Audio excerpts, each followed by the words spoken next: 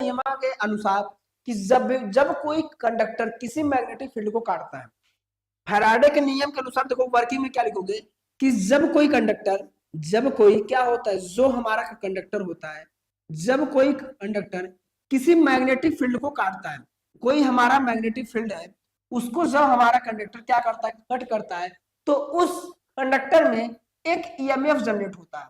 तो उस कंडक्टर में क्या होता है, एक ईएमएफ जनरेट होता है, जिसके कारण यदि सर्किट क्लोज है तो उसमें हमारा करंट फ्लो होने लगता है। जिसके कारण क्या होता है, सर्किट क्लोज है तो उसमें क्या होने लगता है, करंट फ्लो होता है। तो फैराडे के नियमानुसार, फैराडे के नियम के अनुसार क्या होता है, जब कोई कंडक्टर किसी मैग्नेटिक फील्ड को काटता है, तो मैग्नेटिक फील्ड को जब काटता है तो उसमें एक ईएमएफ जनरेट होता है, यदि सर्किट क्लोज है तो उसमें एक करंट फ्लो होने लगता है। इसी प्रकार से एमएसडी में एक हमारी आयनित गैस होती है, आयनित गैस जिसका टेम्परेचर 2500 डिग्री सेल्सियस से 3000 डिग्री सेल्सियस तक होता है। जब इसको मैग्नेटिक फील्ड से गुजारा जाता है, क्या एमएसडी में सबसे पहले वर्किंग में क्या लिखोगे कि एमएसडी को वर्किंग फैराडे के नियम पे आधारित है कि फैराडे के नियमानुसार जब कोई कंडक्टर किसी मैग्नेटिक फील्ड को काटता है तो उस कंडक्टर में एक ईएमएफ जनरेट हो जाता है, जिसके कारण से सर्किट में करंट फ्लो होने लगती है। इसी प्रकार से एमएसडी में आयनित गैस का टेम्परेचर 2500 डिग्री सेल्सियस से 3000 डिग्री सेल्सियस होता है। जब इसको मैग्नेटिक फील्ड में हाई प्रेशर और हाई स्पीड से जब इसको इस आयनित गैस को जो इसका टेम्परेचर 2500 डिग्री से लेकर 300 डिग्री सेल्सियस तक है, जब इसको मैग्नेटिक फील्ड के साथ हाई प्रेशर हाई स्पीड से गुजारा जाता है, तो इस मैग्नेटिक फील्ड के कारण इसमें भी एक ईएमएफ जनरेट होता है और इस ईएमएफ के कारण सर्किट में क्या होती है, करंट फ्लो होती है, जिसको हम लोग क्या करते हैं, इलेक्ट्रोड की सहायता से क्या कर लेते हैं, कनेक्ट कर लेते हैं और कनेक्ट करके बाहरी सर्किट को दे देते हैं। कनेक्ट करके क्या करते हैं, बाहरी सर्किट को दे देते हैं।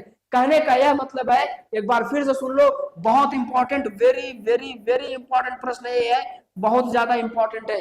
क्या कहने का मतलब है कि फैराडे का वर्किंग क्या है कि एमएसडी की वर्किंग क्या है, एमएसडी की वर्किंग जो है फैराडे के नियम पे आधारित है। फैराडे के नियमानुसार जैसा कि हमको पता है कि जब कोई कंडक्टर किसी मैग्नेटिक फील्ड को काटता है तो उसमें एक ईएमएफ जनरेट हो जाता है, ईएमएफ जनरेट होने के कारण उसमें करंट फ्लो होने लगती है। उसी प्रकार से कि जब हमारा आयनित गैस का टेम्परेचर 2500 डिग्री से लेकर 3000 डिग्री सेल्सियस तक होता है, तो इस आयनित गैस को मैग्नेटिक फील्ड के साथ हाई प्रेशर हाई टेम्परेचर की सहायता से जब गुजारा जाता है, इस मैग्नेटिक फील्ड में एक ईएमएफ जनरेट होता है और ईएमएफ के कारण करंट फ्लो होने लगता है, जिसको हम इलेक्ट्रोड की मदद से इकट्ठा करके बाहरी सर्किट को दे देते हैं। क्या करते हैं, बाहरी सर्किट को दे दिया जाता है। तो ये पूरी कहानी थी। यानी कि अगर मैं डायग्राम से समझाऊं तो डायग्राम देखो, इसमें क्या हो, इधर से हम लोग आयनित गैस फ्लो कराते हैं, इधर से गैस जाती है, यहाँ मैग्नेटिक फील्ड है और इसमें हमारा ईएमएफ जनरेट होगा और इस ईएमएफ को क्या करते हैं, जो इलेक्ट्रोड है इससे क्या करेंगे, इकट्ठा करेंगे और इस इलेक्ट्रोड की सहायता से जो बाहरी सर्किट है, जो लोड लगा हुआ है उसको दे देंगे और यह जो हमारा करंट प्राप्त होता है वह हमारा डीसी करंट प्राप्त होता है और इस डीसी को एसी में कन्वर्ट करने के लिए हम लोग इन्वर्टर का यूज करते हैं। किसका यूज करते हैं, इन्वर्टर का यूज करते हैं, जैसा कि आपको पता है।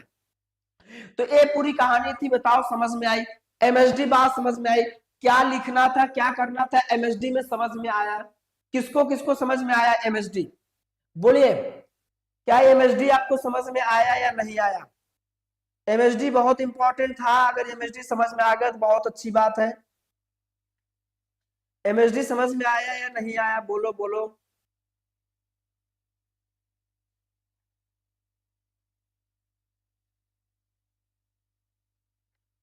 बताइए फ्रेंड्स।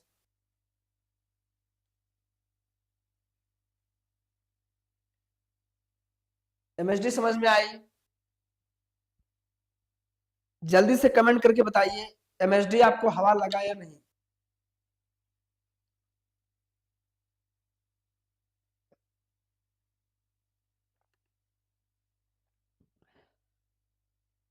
लिखना पड़ेगा। अगर जिसके पास समय रहेगा, जैसा कि इलेक्ट्रोड, इन्वर्टर, MHD और MHD डक, मैग्नेट, आयनिक गैस, इन सभी के बारे में भी लिख दोगे ना तो बेहतर रहेगा, बट इतना लिख दोगे तो ठीक रहेगा। समय के लिए बात करें, जिसको टॉप अप करना रहेगा अच्छे से लिख देना। अब बात कर रहे हैं अगले प्रश्न की ओर। अगला प्रश्न क्या है? अगला प्रश्न है जल ऊर्जा क्या है? प्रश्न का नाम देखो, प्रश्न देखो, जल ऊर्जा क्या है? मतलब हाइड्रो एनर्जी। कौन सी एनर्जी? हाइड्रो एनर्जी क्या होती है? और क्षैतिज तथा ऊर्ध्वाधर टरबाइन के बीच अंतर लिखिए। तो हाइड्रो एनर्जी सबको पता है कि हाइड्रो एनर्जी मतलब जल ऊर्जा। हाइड्रो एनर्जी में वह ऊर्जा या इस ऊर्जा में हम लोग ऊंचाई पर, क्या इस ऊर्जा में ऊंचाई पर बांध बनाया जाता है। ऊंचाई पर क्या करते हैं? बांध बनाते हैं। ऊंचाई पर क्या कर लेते हैं? बांध बनाते हैं। और बांध बनाकर वहां पर क्या करते हैं? जल को इकट्ठा कर लिया जाता है। जल को क्या कर लेते हैं? इकट्ठा कर लेते हैं। और पेनस्टोक की मदद से क्या करते हैं? पानी को कहाँ गिराते हैं? पेनस्टोक की मदद से पानी को हम लोग गिराते हैं टरबाइन पे। कहाँ गिराते हैं? टरबाइन पे गिराते हैं। और टरबाइन हमारी मूव करती है। टरबाइन क्या करती है? मूव करती है। और टरबाइन के मूव करने से हमको कौन सी एनर्जी मिलती है? टरबाइन को मूव करने से हमको मिलती है मैकेनिकल एनर्जी। और उस मैकेनिकल एनर्जी को क्या करते हैं? उस मैकेनिकल एनर्जी को जनरेटर की सहायता से इलेक्ट्रिकल एनर्जी में कन्वर्ट कर लिया जाता है। इलेक्ट्रिकल एनर्जी में क्या करते हैं? कन्वर्ट कर लेते हैं। तो ये हमारा सॉफ्ट हो गया। आप बनाना चाहो तो बना सकते हो, कोई दिक्कत नहीं है। ये हमारा होता है पेन स्टॉक होता है। क्या होता है? पेन स्टॉक होता है। तो आप यहाँ अगर आप इसको ऐसे नहीं बनाना चाहते हो तो और भी तरीका है बनाने के लिए। यहाँ डायरेक्ट आप क्या कर सकते हो? डायरेक्ट इतना बनाने के बाद ना, ये करने के बाद देखो सिंपल तरीका बता दे रहा हूँ। यहाँ ऐसे कर लेना, ये हो गया हमारा टरबाइन। यहाँ करने के बाद ये ऐसे ऐसे मंदिर बना देना, यहाँ लिख देना पावर हाउस। यहाँ कौन सा हाउस लिख देना? पावर हाउस लिख देना। जो पीछे बनाया था वो भी बना सकते हो या ये भी बना सकते हो, पावर हाउस हो गया। तो ये सारी चीजें लिखना। ये चीज आप पहले भी जानते हो कि ऊंचाई पर जल को इकट्ठा करके पेनिस्टोक की सहायता से क्या करते हैं? हाई प्रेशर की सहायता से। पेनिस्टोक का काम होता है कि उसकी स्पीड प्रेशर एनर्जी को बढ़ा देना। तो हाई प्रेशर की सहायता से क्या करते हैं? जल को लाते हैं टरबाइन पे गिराते हैं। और टरबाइन से हमको मैकेनिकल एनर्जी मिलती है। और इस मैकेनिकल एनर्जी को जनरेटर की सहायता से इलेक्ट्रिकल एनर्जी में कन्वर्ट कर दिया जाता है। तो ये सारी चीजें हो गई। इसका नाम होता है नोजल। इसका क्या नाम होता है? नोजल होता है। क्या होता है? नोजल होता है। तो इतना बनाओगे, जो बताया उसको लिख देना।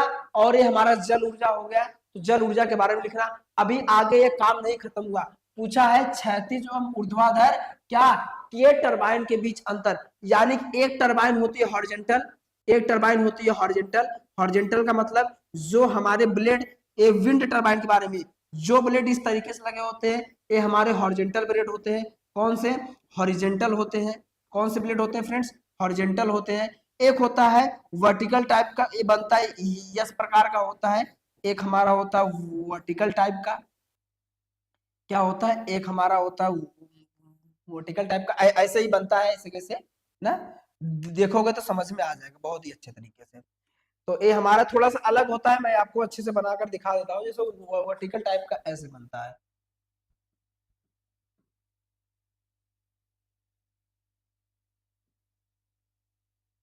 और इसका देखने में ऊपर से यस आकार का दिखता है। कैसा दिखता है? यस आकार का दिखता है।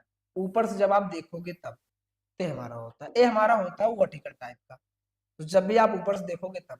बट अभी इस पर आप मत जाइए, इस पर आप मत जाओ। केवल आपको अंतर बताना है तो आप केवल अंतर जानो। अंतर में देखो क्या लिखोगे? अंतर में आप लिखोगे, इधर हॉरिजॉन्टल टाइप मैंने लिखा है, इधर मैंने वर्टिकल टाइप लिखा है। तो अंतर आप जल्दी से देख लो। इस टर्म आप मत लिखोगे, ये नहीं लिखोगे चलेगा, ये मत लिखना, ये इतना मत लिखना, ये सब केवल इतना लिखना बस। सबसे बात करेंगे, एक तरफ हॉरिजॉन्टल है, एक तरफ वर्टिकल है। तो हॉरिजॉन्टल क्या होता है? ये घूमने वाला अक्ष क्या होता है? यह है, इसके घूमने का अक्ष क्या होता है, क्षैतिज होता है, हॉरिजॉन्टल में होता है। इसका जो घूमने का अक्ष है वो क्षैतिज में है, और इसके घूमने का अक्ष क्या है, ऊर्ध्वाधर में है। उसके साथ में बात करूं, दिख रहा है नहीं दिख रहा है सबको, क्या क्षैतिज टरबाइन में जनरेटर टरबाइन के क्या होते हैं, शीर्ष पर स्थापित होते हैं। हॉरिजॉन्टल में जो जनरेटर होता है वो हेड पर स्थापित होता है। हेड पर मतलब ऊपर स्थापित होता है। कहां ऊपर, क्या के टरबाइन जो होता है जनरेटर, किसमें, हॉरिजॉन्टल टाइप टरबाइन में जो हमारे जनरेटर होते हैं वो ऊपर स्थापित होते हैं। जबकि क्या, जबकि हमारे क्या होते हैं, जो हमारे वर्टिकल टाइप होते हैं, वर्टिकल टाइप में जो जनरेटर होता है वो अंदर स्थापित होते हैं, मतलब नीचे कह लो। इसमें जनरेटर नीचे स्थापित किए जाते हैं, इसमें जनरेटर को ऊपर रखा जाता है, इसमें जनरेटर को नीचे रखा जाता है। कहां कहां फ्रेंड्स, इसमें हम लोग जनरेटर को ऊपर रखते हैं, इसमें जनरेटर को नीचे रखा जाता है। साथ में इसमें गियर बॉक्स टरबाइन के शीर्ष पर क्या होते हैं, स्थापित किया जाता है। जो गियर बॉक्स होता है, गियर भी कहां लगाया जाता है, ऊपर लगाया जाता है। और इसमें जो गियर बॉक्स होता है उस गियर बॉक्स को कहां लगाते हैं, नीचे लगाते हैं। कहां लगाया जाता है, नीचे लगाया जाता है। फिर उसके बाद क्या होता है, इसकी जो इसकी स्पीड होती है हाई होती है, उच्च गति अनुपात होता है। स्पीड इसकी हाई होती है, इसकी स्पीड लो होती है। साथ में इसकी जो इफिशियंसी होती है 50 से 60% होती है, इसकी जो इफिशियंसी होती है 70% होती है। इसकी लागत अधिक होती है, इसकी लागत कम होती है। लेकिन ये ज्यादा फायदेमंद होता है, ये कम फायदेमंद होता है। तो ये हो गए हमारे वर्टिकल और हॉरिजॉन्टल। दिख रहा है नहीं दिख रहा है, अंतर बताओ। अंतर ये कई बार पूछा जाता है, अंतर बहुत इंपॉर्टेंट है। वर्टिकल हॉरिजॉन्टल अंतर कई बार पूछा गया है, ये इंपॉर्टेंट प्रश्न था। ये इंपॉर्टेंट है, वैसे भी ये 2023 में एक बार पूछ चुका है, 2023 में एक बार पूछ चुका है। तो ये चीज आप ध्यान रखिए। हाँ, हॉरिजॉन्टल की कास्ट हाई होती है। बोलिए समझ में आया कि नहीं समझ में आया? इतनी बात आपको समझ में आ गई तो बहुत अच्छी बात है, अगर नहीं आई तो भी बताएंगे। तो सारी चीजें एक एक करके मैंने बताया हूं, और आप ये ध्यान रखिए।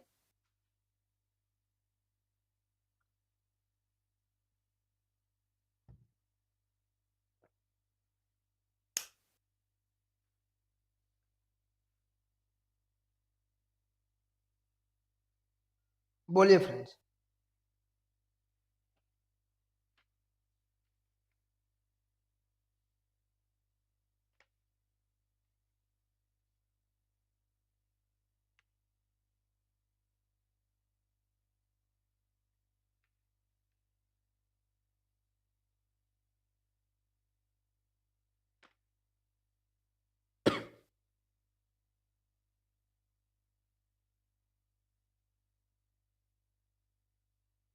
चलिए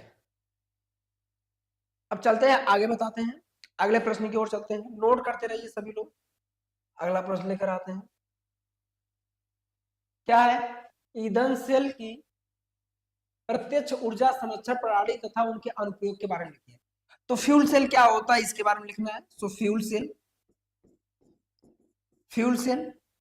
तो इस प्रकार का सेल, देखो आपको मैं ऊपर ऊपर से बता देना, इस प्रकार के सेल को हम लोग क्या कहते हैं, इस प्रकार के सेल में कोई भी घूमने वाला पार्ट नहीं होता है, इसमें कोई भी घूमने वाला पार्ट नहीं होता है, इसलिए इसमें जो होता है इसमें लॉसेस कम होते हैं। इस प्रकार की सेल में लॉसेस क्या होते हैं, कम होते हैं।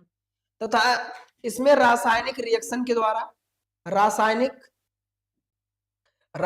रिएक्शन के द्वारा क्या करते हैं, ऊर्जा प्राप्त किया जा सकता है। यानी केमिकल रिएक्शन के द्वारा क्या किया जाता है, ऊर्जा प्राप्त किया जा सकता है। तो फ्यूल सेल में कोई घूमने वाला पार्ट नहीं होता, जिसके कारण उसमें लॉसेस कम होते हैं। इसमें क्या होता है, रासायनिक रिएक्शन के कारण हमारे क्या होते हैं, ऊर्जा को प्राप्त किया जा सकता है। क्या कर सकते हैं, ऊर्जा को प्राप्त कर सकते हैं। तथा इस प्रकार के फ्यूल सेल का उपयोग कहाँ कहाँ किया जाता है, इस प्रकार के फ्यूल सेल का उपयोग करने से हमारा जो पर्यावरण है, पर्यावरण वो क्या होता है, दूषित नहीं होता है, पर्यावरण दूषित नहीं होता है। तथा ये लंबे समय तक के लिए चलता है, इससे हमें कोई भी हानि नहीं होती है। और इसका उपयोग हम अन्य कार्यों में भी कर सकते हैं। इसका उपयोग क्या कर सकते हैं, अन्य कार्यों में भी क्या कर सकते हैं, आसानी से किया जा सकता है। इसका उपयोग अन्य कार्यों में आसानी से किया जा सकता है। 200 लाइक्स जल्दी से पहुंचाओ, क्योंकि क्लास एंड होने वाली है। आगे की क्लास कम लूंगा ना, आगे क्लास कर लूंगा। तो अभी के लिए ये लास्ट क्वेश्चन देख लो, इसके बाद क्लास में कर लूंगा ना। आज की क्लास थोड़ी सी छोटी हो सकती है, बट उसके लिए कोई टेंशन नहीं, मैं कोशिश करूंगा कल आपको बहुत ही अच्छे से मैं आपको जो भी टॉपिक छूटा रहेगा उसको मैं आपको बता दूंगा। आज जितना बताया उतना देख लो, जो बता दिया हूँ कल नहीं बताऊंगा। तो फ्यूल सेल के बारे में हो गया। फ्यूल सेल क्या होता है, इसमें कोई घूमने वाला पार्ट नहीं होता है, इसमें क्या होते हैं, इसलिए इसमें लॉसेस कम होते हैं। फ्यूल सेल की सहायता से ऊर्जा का उत्पादन हम लोग रासायनिक रिएक्शन के द्वारा हम लोग क्या करते हैं, ऊर्जा का उत्पादन कर सकते हैं केमिकल रिएक्शन के द्वारा। तथा फ्यूल सेल से कोई भी वातावरण दूषित नहीं होता है।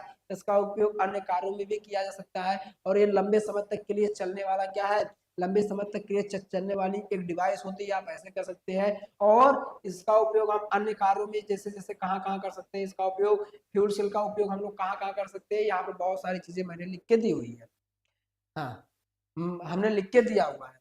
जैसे में क्या है, सब स्टेशनों या सेल स्थलों के लिए विद्युत प्रदान करना, यानी जो भी हमारे सब स्टेशन है, सेल स्थल है, वहां विद्युत प्रदान करना। क्या, वितरण उत्पादन के लिए आपातकालीन विद्युत सिस्टम के प्रणाली, ईंधन की प्रणाली के लिए करते हैं, जिसमें किसी भी संकट या जब भी निर्देश, यानी कहने का मतलब कोई भी इमरजेंसी होती है, जहां पर हमारा बिजली उजली कैंसिल हो जाए, न आए, वहां हम बैटरी का उपयोग कर सकते हैं, केमिकल सेल का उपयोग कर सकते हैं। उसके साथ साथ क्या दिया हुआ है, चलिए यहाँ 3 लिखा है, और भी अगर देखना चाहो तो यहाँ भी और भी चीजें लिखी हुई है। फ्यूल सेल के अनुप्रयोग कहाँ कर सकते हैं, कार, मोटर बाइक, ऑटोमोबाइल में, बस, ट्रेन, नाव इत्यादि में आप कर सकते हैं। कहाँ कर सकते हैं, देखो ऑटोमोबाइल में कर सकते हैं, बस में कर सकते हैं, ट्रेन में, नाव में, क्या मोटरसाइकिल में, पनडुब्बियों सहित वाहनों में कर सकते हैं। इन सभी जगहों पे हम लोग फ्यूल सेल का उपयोग कर सकते हैं। तो कुछ यहाँ से लिखना हो तो यहाँ लिख लो, कुछ यहाँ दिया है यहाँ से लिख लो। तो सारी चीजें एक एक करके आराम से लिख लेना, सारी चीजें एक एक करके आराम से। चौथा पांचवा और लिखना है तो दूर संचार उपकरण और आधुनिक क्या नौसैनिक जहाजों में कर सकते हैं, क्या करते हैं, नौसैनिक जहाजों में कर सकते हैं। और एक निर्बाध विद्युत आपूर्ति के आपातकालीन शक्ति प्रदान करने के लिए किया जा सकता है। क्या कि टोपोलॉजी के आधार पर उपयोग शक्ति के उपलब्ध नहीं होने पर एक अलग स्रोत विद्युत की आपूर्ति के लिए वहां कर सकते हैं। ये सारी चीजें होती है। तो बस देखो इतना ही, मेरी भी एनर्जी थोड़ी सी लो हो गई है, इसलिए मैं क्लास को एंड कर रहा हूँ। कल बताऊंगा, कल बहुत सारी चीजें हैं, अगर आप देखना चाहो तो देख लेना। कल बहुत सारी चीजें हैं। प्रश्न देखो अभी है हमारे पास, प्रश्न है, जैसे चलो प्रश्न है कुछ ऐसे ऐसे मैं आपको बता दूं, बट कल बता देंगे इसके आगे ना। प्रश्न है आगे कल बता देंगे, 5-6 प्रश्न और है, इसके बाद ये बता देंगे, फिर आपको हल करा देंगे। टेंशन ना लीजिए, सब कुछ हो जाएगा आराम से, आराम से कर लेंगे, घबराइए नहीं। जो चीजें मैं बताया हूँ उसको आप ध्यान रखेंगे और पढ़ेंगे अच्छे से। हाँ जी, पीएलसी क्लास 2 पढ़ाए हैं, 2 पढ़ लो, पास हो जाओगे उतने में, और भी क्लास आगे चलाएंगे धीरे धीरे। इसको लिखना थोड़ा मुश्किल है, इसको देखो, ये एनर्जी बिल्कुल कंजर्वेशन की तरीके से, थियरी बहुत है, समझाने के टॉपिक बहुत कम है। अगर केवल देखो, अगर मैं डायग्राम की चीजें बताऊं तो डायग्राम बताऊंगा तो आप समझ लेंगे। कल मैं जो भी टॉपिक लाऊंगा डायग्राम से रिलेटेड लाऊंगा तो आप आराम से समझ लोगे, आप कर लो जाओगे।